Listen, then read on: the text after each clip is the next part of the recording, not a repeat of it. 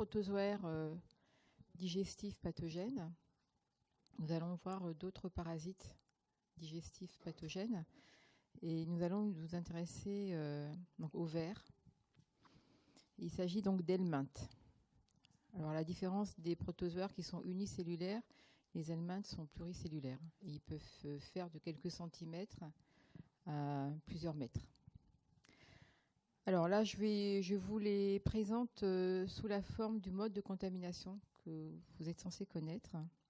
Donc, on va voir les nématodes, donc qui sont des vers ronds, également appelés nématelminthes. Alors, on va voir l'oxyure. On se contamine par les mains sales. Le trichocéphale et l'ascaris, donc contamination par le péril fécal. Les ankylostomidés avec ankylostome et nécator.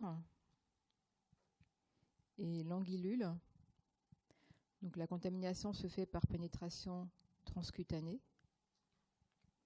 Et puis on va voir une autre classe de vers intestinaux qui sont les cestodes, donc qui appartiennent aux vers plats, également appelés platelminthes. Et là, c'est la contamination par ingestion de viande. On va voir les ténias.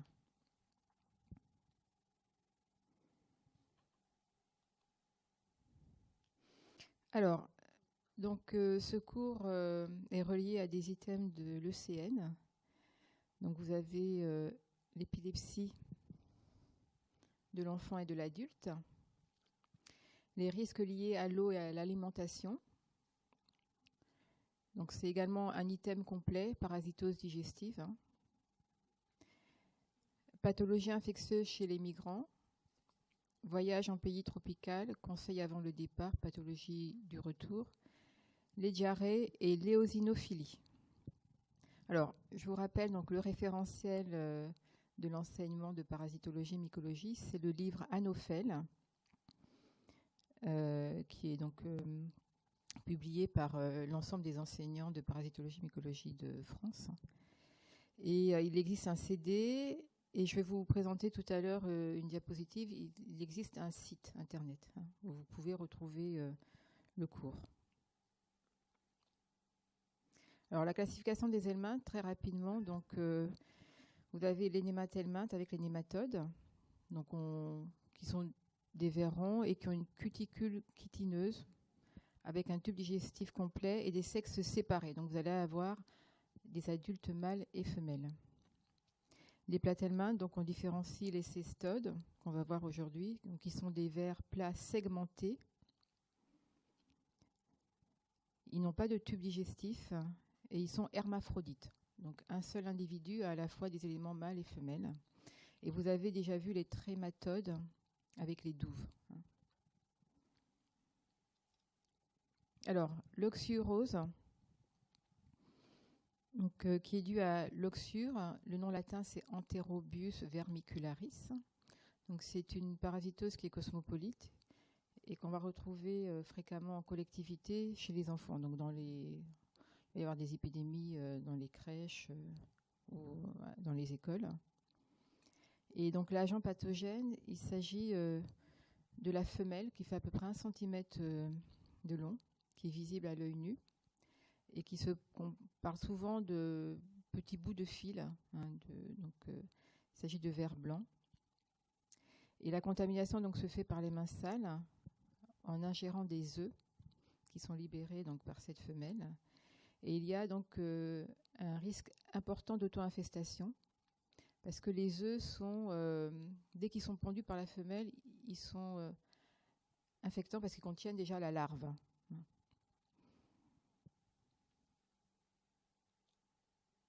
Alors, ces diapositives pour vous rappeler qu'il y a un risque donc, de contamination par les mains sales dans les écoles et puis également au sein de la famille. Alors, le cycle, très rapidement, mais vous n'avez pas à retenir les cycles des parasites. Donc, l'homme s'infecte en ingérant un œuf qui contient une larve. On dit que l'œuf est embryonné. Les larves donc, vont être libérées dans l'intestin grêle et en 3 semaines, ils vont se développer en adultes mâles et femelles. La femelle, quand elle est fécondée, c'est-à-dire pleine d'œufs, elle va au niveau donc de la marge anale, elle s'accroche, elle le fait donc plus fréquemment la nuit, quand l'enfant ou l'adulte ne bouge pas beaucoup, et elle va pondre au niveau de la marge anale. Et on retrouve donc les œufs dans le milieu extérieur, à partir du moment où on bouge. Ce qui fait que la cunique, c'est principalement un prurit anal nocturne. Alors chez les petites filles, on peut avoir, en cas de forte infestation, une vulvovaginite, parce que bon, les femelles vont vers le vagin. Et donc, le diagnostic biologique il va être fait donc sur la mise en évidence des vers femelles à l'examen de la marge anale, donc examen à faire par les parents au moment du lever, hein, avant que l'enfant ne bouge trop. Et puis on peut faire également un scotch test anal. Donc il faut donner aux parents du scotch transparent et non pas du scotch blanc, qu'on peut coller sur une lame. Et donc les parents font l'examen, ils collent le scotch sur la marge anale et ils le mettent sur la lame et ils le rapportent au laboratoire. Et là, on peut voir des œufs. Alors, le traitement, il va être collectif, donc il faut traiter souvent toute la famille et puis avertir au niveau de l'école. Hein, et on va donner du flubendazole, un comprimé, puis un comprimé 10 jours après. Et il est important donc d'éliminer les œufs contaminants de l'environnement. Donc, il faut nettoyer toute la literie et puis nettoyer également la moquette, le sol, le canapé, voilà, pour essayer d'éliminer le maximum d'œufs. Et la prophylaxie, donc, c'est le lavage des mains. Alors, quelques images. Donc, ici, vous avez un ver femelle, l'examen de la marge anale. Comment réaliser le scotch test?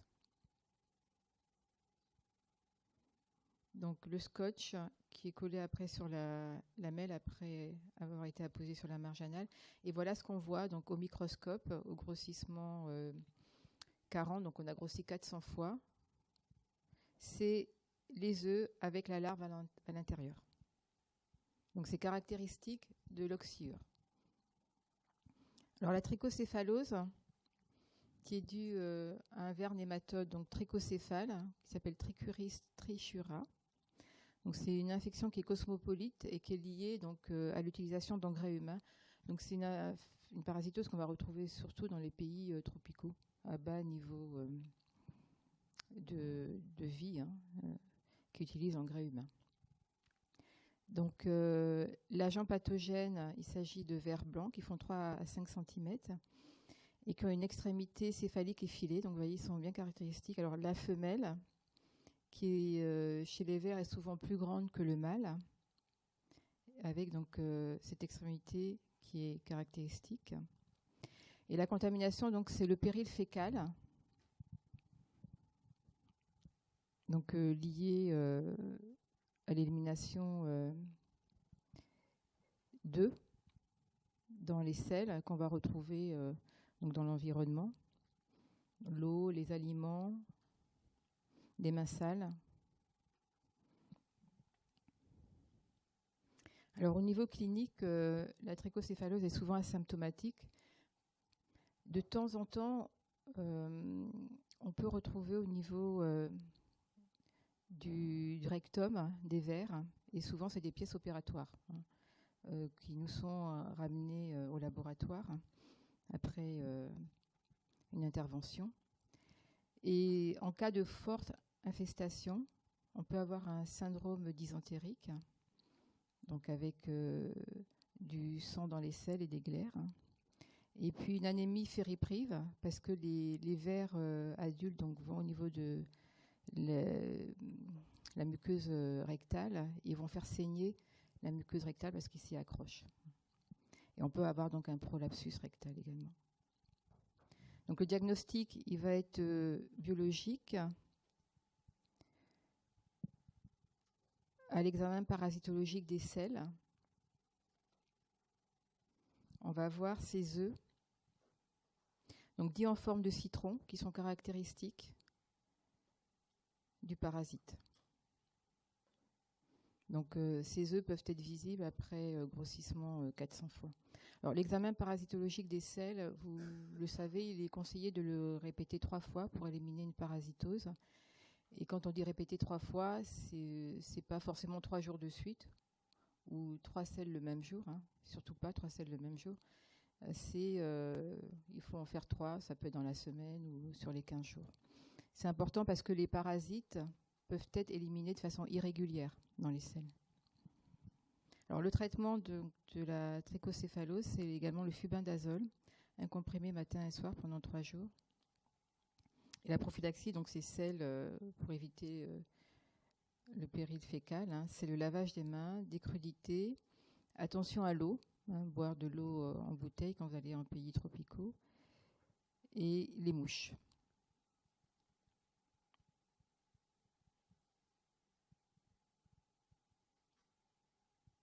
L'ascaridiose. Alors l'ascaridiose est due à l'ascaris. Alors l'ascaris humain est Ascaris lambricoides, parce qu'il existe des ascaris chez d'autres espèces animales. Et donc c'est une infection qui est cosmopolite, mais qui est surtout fréquente en zone intertropicale, toujours à cause du problème du péril fécal. Donc en France, on en retrouve de temps en temps dans les campagnes. Alors l'agent pathogène, il s'agit donc de grands vers blancs rosés qui font 15 à 20 cm de long et que le patient peut vous ramener dans le cadre d'une consultation de médecine générale parce qu'il a éliminé un ascaris soit par l'anus, soit par le nez ou par la bouche. On va voir un peu plus tard. Donc toujours comme les vers, la femelle est beaucoup plus grande que le mâle. Parce que l'ascaris est un ver migrateur qui aime bien explorer le tube digestif. Alors la contamination, donc, c'est le péril fécal par l'ingestion d'œufs qu'on va retrouver dans l'environnement, et ces œufs sont très résistants. Je vais vous les montrer tout à l'heure. Alors très rapidement, le cycle de l'ascaridiose, parce que le cycle est un petit peu particulier. Donc l'homme va s'infecter en ingérant des œufs qui sont embryonnés, parce qu'il y a une larve à l'intérieur. Ces œufs vont éclore dans le tube digestif. Et ils vont libérer une larve qui va avoir une migration transviscérale. Donc elle va passer la muqueuse intestinale. Elle va aller au niveau où les larves, parce qu'il y en a plusieurs, vont aller au niveau du foie, du poumon, puis du carrefour aérodigestif. Et les larves vont revenir dans l'intestin grêle, où là, elles vont évoluer en adultes, mâles et femelles.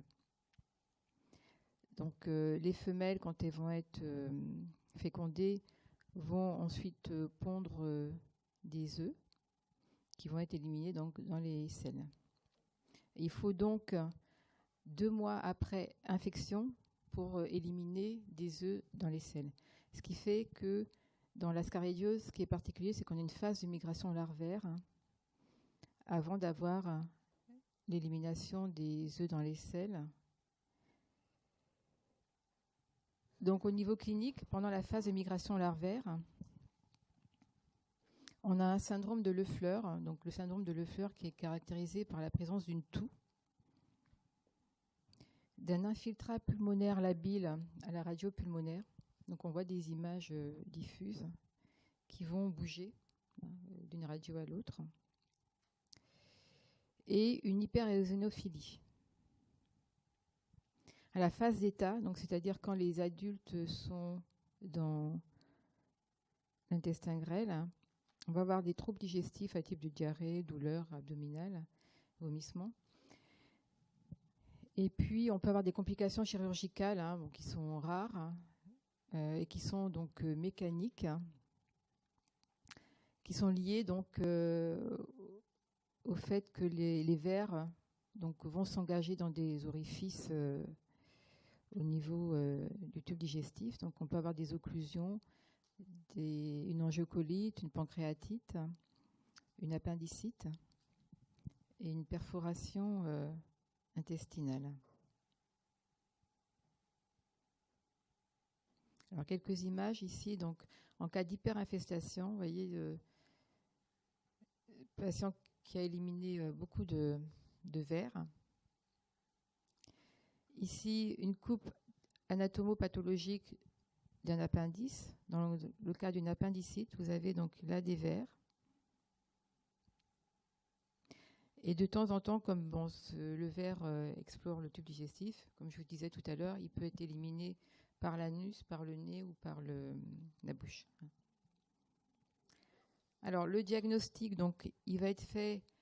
Vous voyez qu'il y a 2 phases. Donc, au moment de la phase de migration larvaire, au niveau biologique, c'est l'hyperéosinophilie qui va interpeller. Et puis, donc, le syndrome de Leffler au niveau de la radiographie pulmonaire. À la phase d'état, on va pouvoir retrouver donc des œufs dans les selles, à l'examen parasitologique des selles, donc EPS. Et quand on grossit donc 400 fois au microscope, vous voyez ces œufs qui sont dits mamelonnés. On a une coque qui est très épaisse et puis au bord donc des éléments arrondis. Et ce qui fait que ces œufs sont très résistants dans l'environnement. Alors le traitement, c'est également le flubendazole qu'on va donner, donc un comprimé matin et soir pendant 3 jours. La prophylaxie, donc c'est prophylaxie du péril fécal, lavage des mains, des crudités, attention à l'eau et puis attention aux mouches.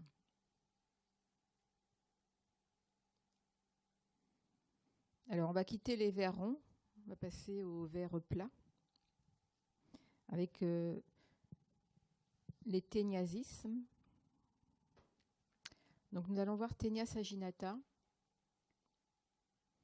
qui est le ver solitaire du bœuf, et Ténia solium, qu'on appelle ver solitaire du porc.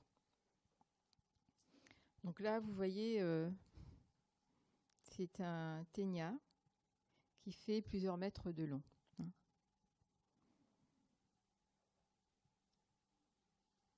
Alors le téniasisme, donc on va s'intéresser à Ténia saginata. Donc la parasitose, elle est cosmopolite. Elle est très fréquente en France. Donc si vous êtes médecin généraliste, vous avez des chances de rencontrer un patient qui sera porteur de Ténia. Ténia solium est absent de France métropolitaine, mais on en retrouve à l'île de la Réunion. Et puis c'est un parasite qu'on retrouve surtout donc dans les pays tropicaux, on verra un petit peu tout à l'heure. Donc c'est une maladie d'exportation. Alors l'agent pathogène, donc il s'agit d'un grand ver, donc les cestodes sont hermaphrodites, qui peut faire de 2 à 10 mètres de long. Alors comment il est constitué ce ver? Donc je vous ai dit que les cestodes étaient segmentés. Alors ils ont d'abord une tête qui fait quelques millimètres de long. Alors là c'est Ténia saginata. Ténia saginata, alors la tête s'appelle également scolex, a des ventouses qui lui permettent donc d'adhérer à la muqueuse intestinale. Et ensuite, le reste du corps va être fait d'anneaux. On parle également de proglottis, qui au début vont être tout petits et de plus en plus ils vont devenir grands. Voilà. Donc il y a des milliers d'anneaux dans un ténia, selon sa taille. Alors, Ténia solium, à la différence de Ténia saginata, Ténia solium est appelé Ténia armé parce qu'en fait, il a une couronne de crochets, voyez, qui fait qu'il adhère encore plus à la muqueuse intestinale.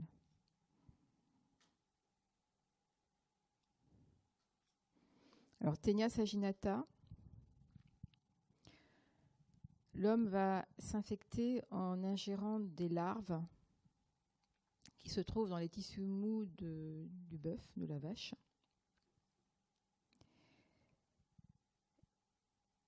Et il est important donc de dire que c'est quand la viande n'est pas cuite ou peu cuite qu'il y a des risques, donc la larve évolue. Et cette larve donc s'appelle larve cysticerque. Donc c'est les amateurs de viande crue qui vont être à risque de faire un téniasis.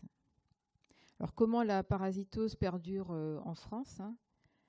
Il se trouve que après avoir ingéré une larve, la larve donc, va se développer en adulte dans l'intestin grêle et des anneaux vont être éliminés au niveau des selles. Et dans ces anneaux, il y a des œufs qu'on appelle embryophores, qu'on verra tout à l'heure. Et donc, ces œufs vont être répandus dans le milieu extérieur parce que le patient va faire ses besoins dans le milieu extérieur, dans le pré, par exemple, à la campagne. Et une vache va pouvoir ingérer ces embryophores. Et en ingérant ces embryophores, donc l'embryophore va se développer en larve. Et le cycle, comme ça, est fait. Alors, en France, on ne va pas souvent faire ses besoins dans les campagnes parce que c'est assez rare. La parasitose, en fait, elle perdure parce que les embryophores qui sont éliminés dans les toilettes, qu'on va retrouver dans les stations d'épuration, sont très résistants. Donc, de temps en temps, les stations d'épuration débordent et on retrouve donc le contenu des stations d'épuration dans les prairies. Et c'est comme ça donc qu'il y a le risque que la parasitose perdure en France. Également, elle perdure en France malgré les contrôles vétérinaires parce que ces larves cysticerques sont difficiles à voir dans les tissus mous. C'est blanchâtre, c'est tout petit, ça fait à peu près 1 à 2 cm de long et c'est difficile à différencier par rapport à l'aspect de la viande. Alors, Taenia solium. Donc, Taenia solium, la contamination va se faire en ingérant de la viande de porc mal cuite. Donc, la viande de porc qui contient également les larves cysticerques. Donc, ça, c'est dans le cas du téniasisme.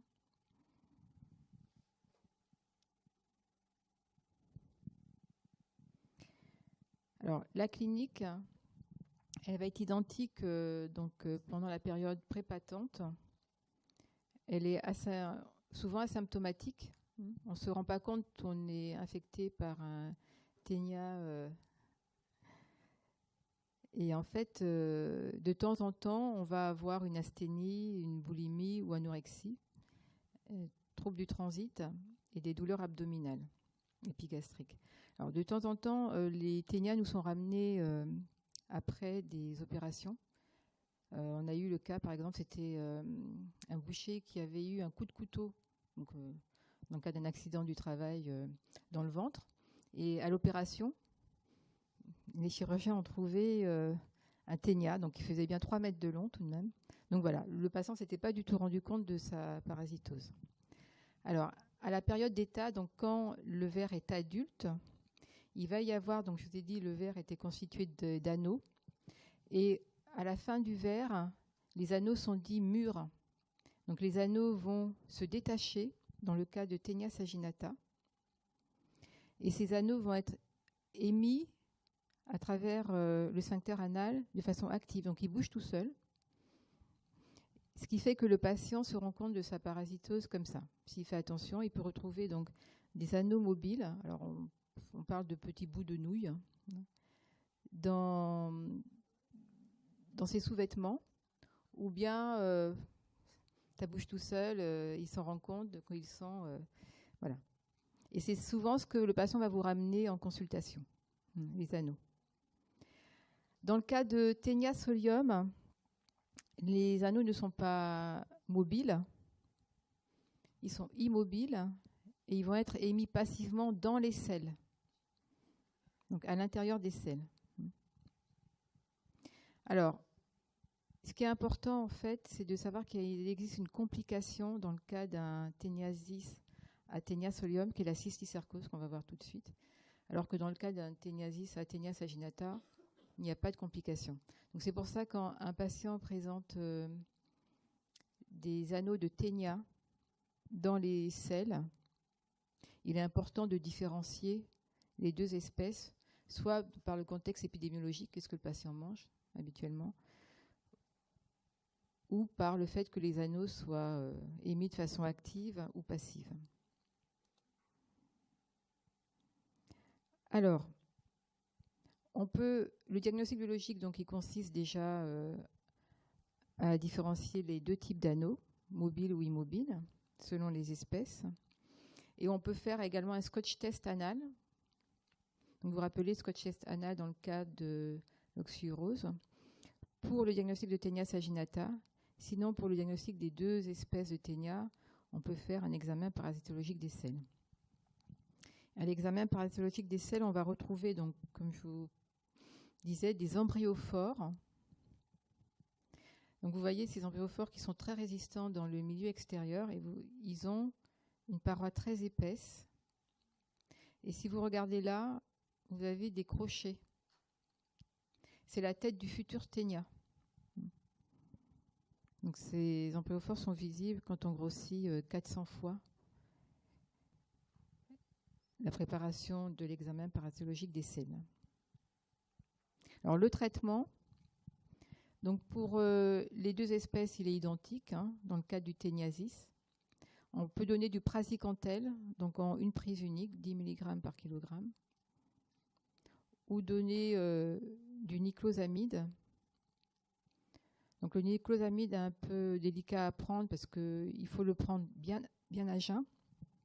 On va donner 2 comprimés. Et puis 1 heure après, on va reprendre 2 comprimés qu'il faut bien mâcher. Et il faut rester à jeun encore 3 heures. Voilà.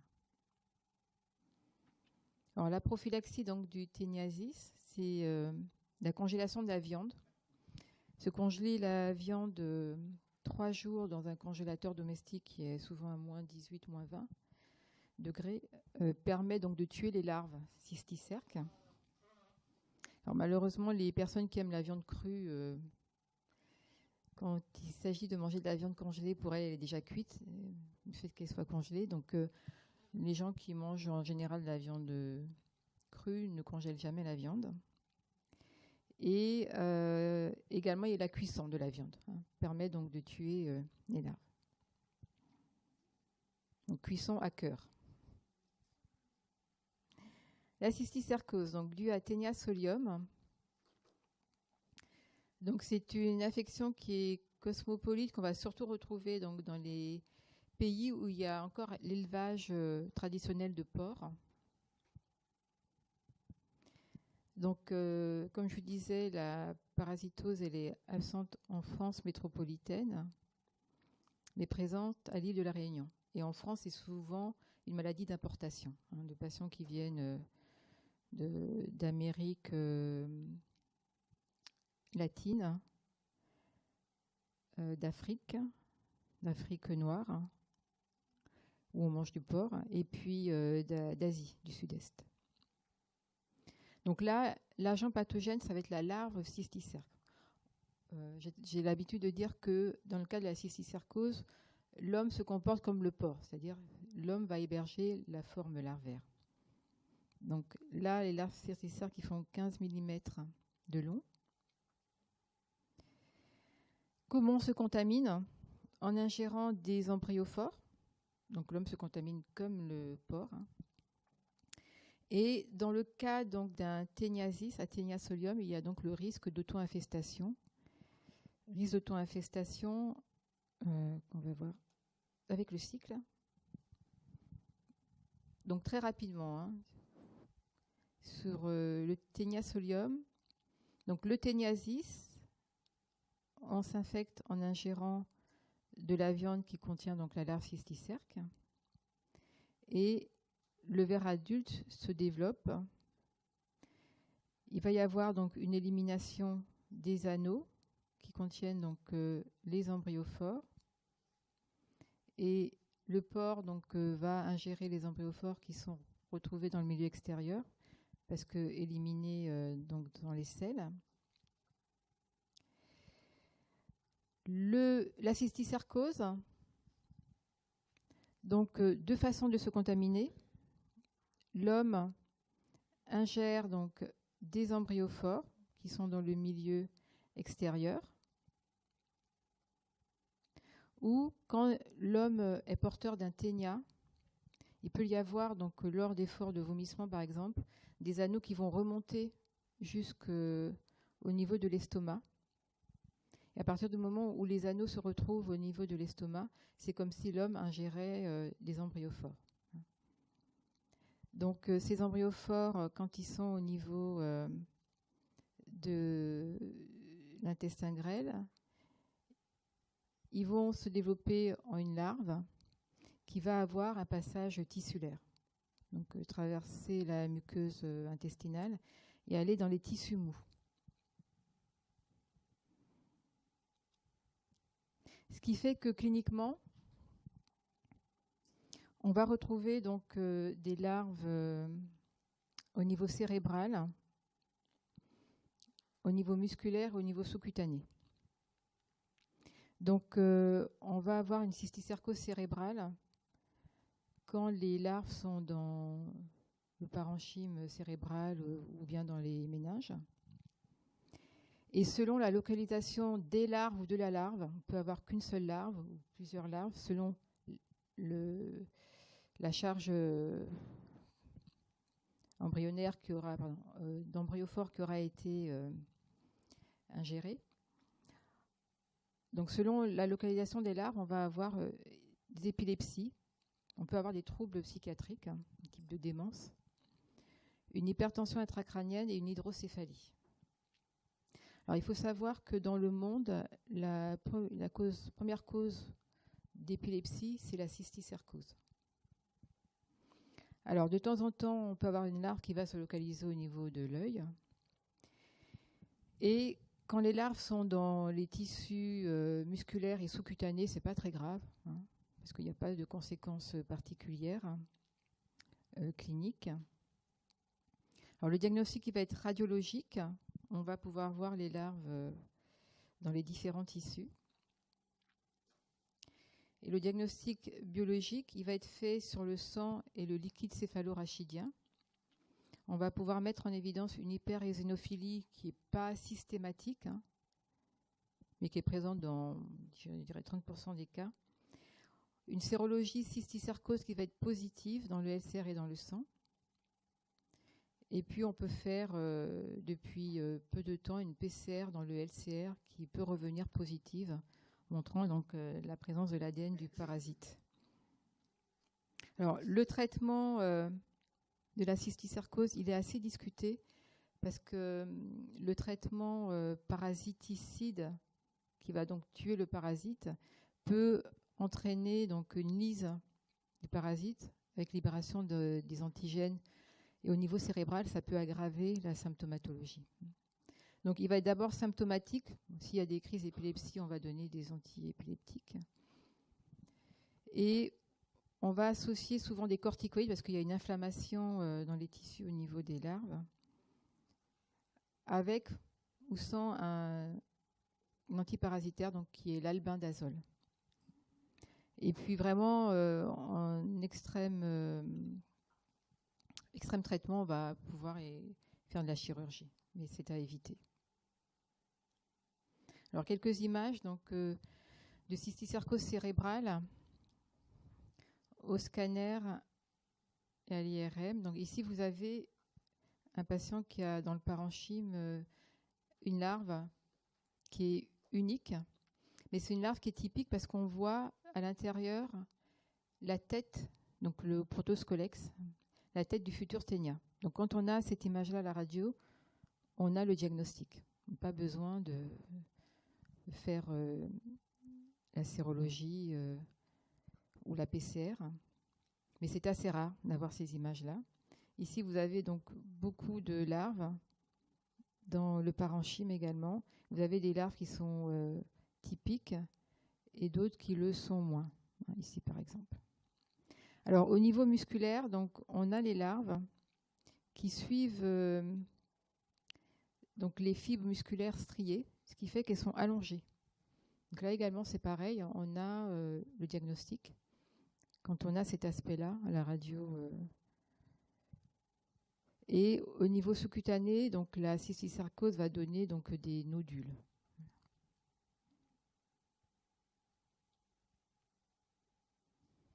Alors on va finir par des nématodes. D'abord les ankylostomoses, donc dues à Ankylostoma duodenale et Necator americanus, qu'on appelle également donc des ankylostomidés. Il s'agit donc d'une parasitose qui est cosmopolite, qu'on va surtout retrouver dans les zones intertropicales. Mais en Europe, il y a des microclimats où on peut retrouver cette parasitose. Donc c'est des microclimats qui sont chauds et humides. Donc dans les égouts, les mines, donc il y a de moins en moins de mines en Europe, mais dans le temps c'était des maladies professionnelles chez les mineurs, et puis dans les tunnels. Alors l'agent pathogène, il s'agit d'un petit ver qui fait à peu près 1 cm de long, qui est hématophage. Donc hématophage veut dire se nourrit de sang. Alors la contamination, elle va être faite par pénétration transcutanée active de larves qu'on va retrouver donc dans le sol.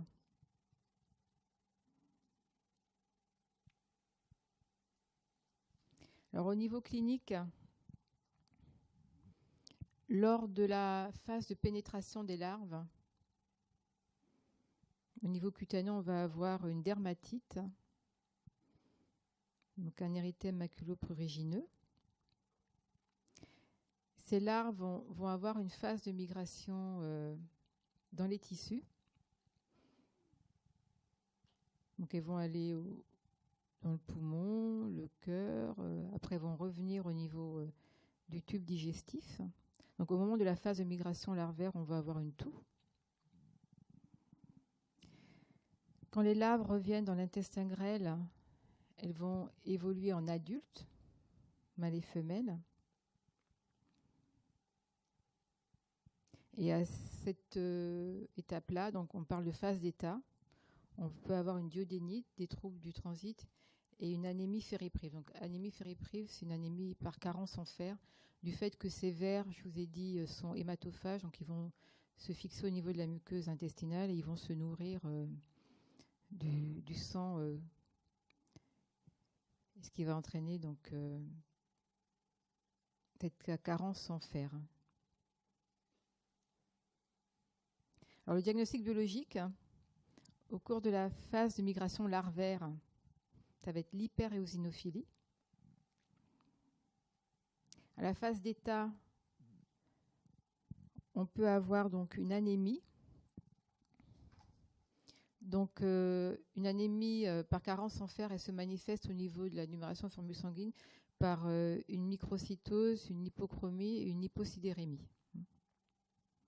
À l'examen parasitologique des selles, on va voir des œufs qui sont bien caractéristiques, donc des ankylostomidés. C'est des œufs qui ont une paroi qui est fine et à l'intérieur, on a ce qu'on appelle des blastomères. Voilà. Alors le traitement ici, c'est encore le flubendazole qu'on va donner un comprimé matin et soir pendant 3 jours.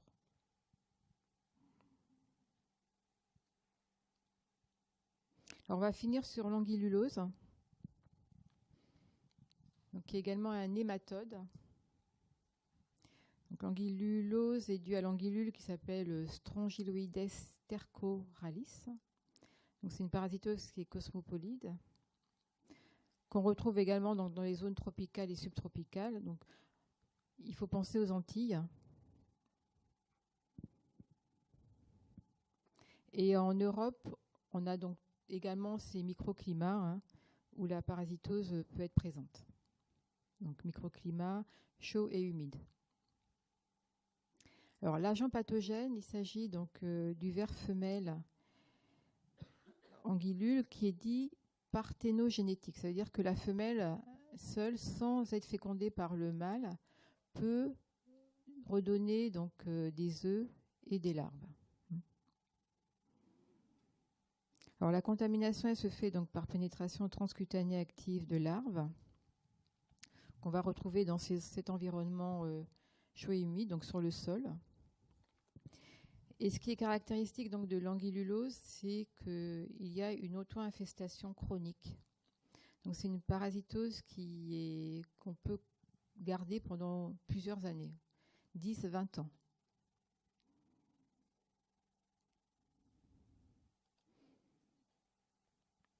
Alors, cette image pour vous rappeler donc, le milieu chaud et humide, et puis le fait que la transmission se fait par pénétration de larves au niveau de la peau. Donc, la prophylaxie, c'est d'éviter de marcher pieds nus ou de s'allonger sur le sol sans mettre de serviette, par exemple. Alors, très rapidement, le cycle, pour vous faire comprendre un peu ce cycle d'auto-infestation. Donc, les larves vont pénétrer la peau. Elles vont migrer donc par voie lymphatique et sanguine, vont aller au cœur, au poumon, puis elles vont revenir au niveau du carrefour aérodigestif et vont revenir donc dans l'intestin grêle. Là, il va se développer la femelle parthénogénétique, donc qui va éliminer des œufs, puis des larves. Alors, on parle de larves rhabditoïdes et de larves strongyloïdes. Les larves vont être éliminées dans les selles, donc c'est ce qu'on va retrouver. Et ces larves donc, peuvent évoluer dans le milieu extérieur en redonnant des adultes mâles et femelles qui vont donc redonner d'autres larves. Voilà. Donc le cycle se fait comme ça dans le milieu extérieur. Donc l'homme est le seul hôte. De temps en temps, vous avez donc des larves rhabditoïdes qui vont dans l'intestin grêle devenir des larves strongyloïdes qui sont infectantes. C'est ces larves-là, donc strongyloïdes, qui traversent la peau et qui peuvent traverser la muqueuse intestinale et refaire un cycle de migration larvaire. Et cette femelle peut rester donc plusieurs années vivante. Et les larves également peuvent faire plusieurs cycles comme ça. Donc la parasitose va perdurer. Alors, au niveau clinique, au moment de la phase de pénétration, on a la dermatite. Pendant la phase de migration larvaire, on va avoir une toux. On peut avoir des signes allergiques à type d'asthme. Et puis on peut avoir le syndrome de Leffler, qu'on a vu dans quelle parasitose ?